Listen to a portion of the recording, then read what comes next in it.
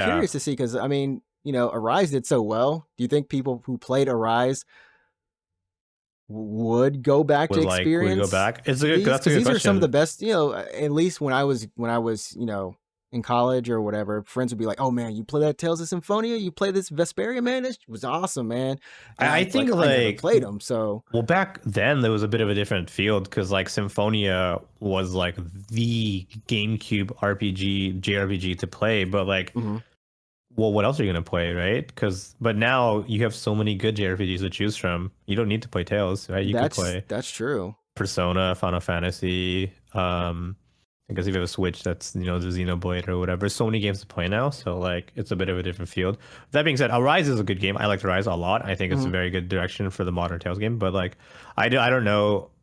I'm kind of biased because actually I've been playing a lot of Tales games, Okay, okay. but I don't know if like someone who jumped in on Arise would like Symphonia. I mean, I know it's a Uh, very stilted combat system. yeah, Like versus someone who's coming from Persona 5 and going to P3, it's relatively the same, right? yeah, yeah. But like a rise to Symphonia. I tried to play Symphonia recently. Like I have it on PC. So like, oh, I love this game. I loved it as a kid playing it. So I was like, I want to play Symphonia.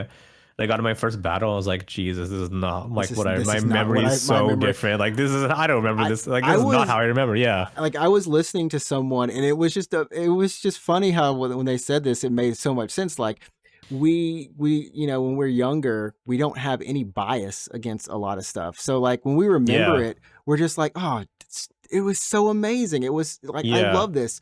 But then when you go back and actually like play it, watch it or whatever, sometimes it holds up, and other times it's just like, what was I doing? Like why? Like actually why? What was so Yeah. good about this? And So it was like it was really tough for me to try to go back to Symphonia because I was like, I know you just got to give it some time and you got to be like, okay, I got to get used to this battle system because like Symphonia is on a strictly a 2D plane.